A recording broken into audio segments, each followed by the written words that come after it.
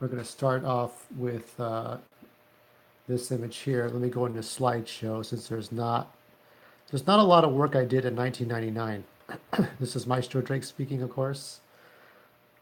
Let's move this out of the way.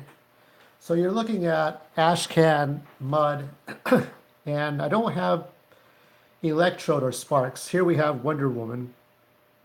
I like this anime face I drew. Here's Zarya, a superhero I never really did much about. And then we have Flesh Wound, who became a demon skeleton warrior of some type. Or here are a couple of more. Hagatha and her sister. She's the one in the robes. Here's this kid again with the beanie over his head. And here's another character with a ball and chain. Here we have Jelly, the long tongue. Here we have Little Miss Valentine. And then here's Razor again with his claws. His razor claws are embedded in his fingertips. Here is Sparks or Electrode, a being of energy. Here is Mud again. And we have Whiskey the Town Drunk, blue skin this time for whatever reason. And we have Ashcan. Let me take a 30-second break here to get my throat. It's parched.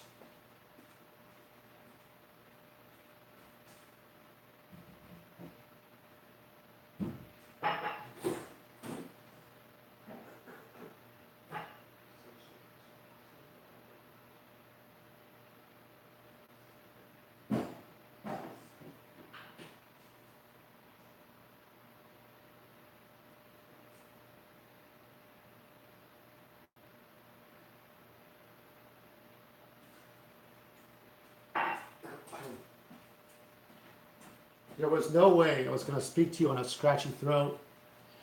So, at the time, this is my shining gem here, Little Miss Valentine. I had drawn these huge breast proportions. Little Miss Valentine was somebody who was, she could have been a whore, she could have been a prostitute, but she was like a girl who went to a nightclub and she got killed in gunfire. And she was resurrected as a spirit who could make miracles happen.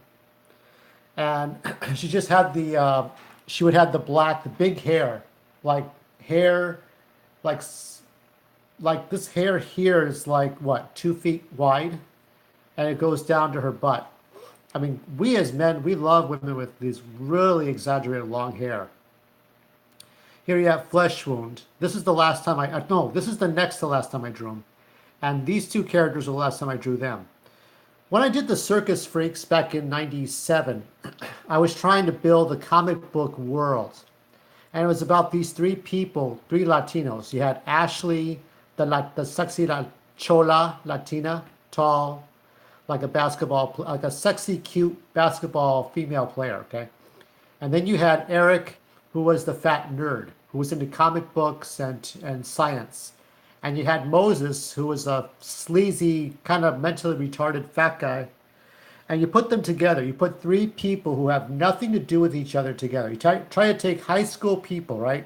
You take a juggalo, you take an emo guy, you take a boxing guy who's into boxing and football, or you take a girl who's into cooking and gardening, and you take another girl who's into cheerleading, and you take a nerd who's into science.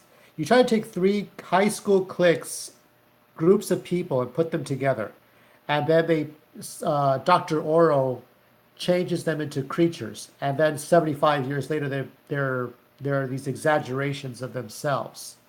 So I always wanted to create one being, Eric, being Electrode, a being of energy, a white energy, Ashcan or Ashley, the robot, and Mud or Moses, the sort of plant creature that's like 2 or 3 feet tall. And you have all these surrounding creatures. Little Miss Valentine, of course, is the spirit of herself who can perform miracles like Jesus Christ or the Virgin Mary. This is the last the next to last of the stuff I was creating. Here's Eric again. My feeling at this point was that I was coming up with these creatures. They always stuck with me because of the diversity. You take people who have nothing to do with each other and stick them together. It's like a jury, okay?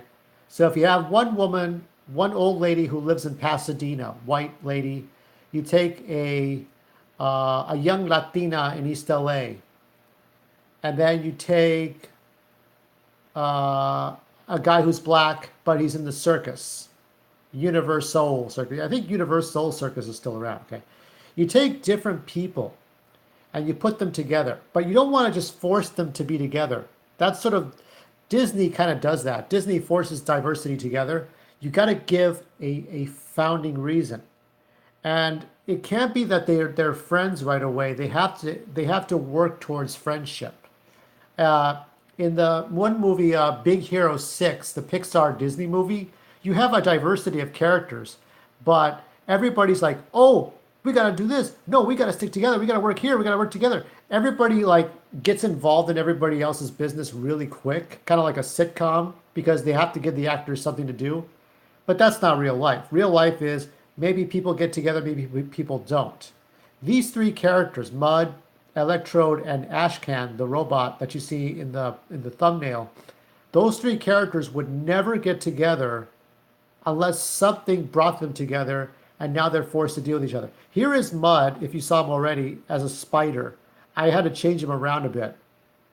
I was always fascinated with Wonder Woman, so I drew these unrealistic, welcoming proportions of breasts and ass and face and legs, because that's what, guys want to see. Guys want to see pinup. We like to see pinup stuff.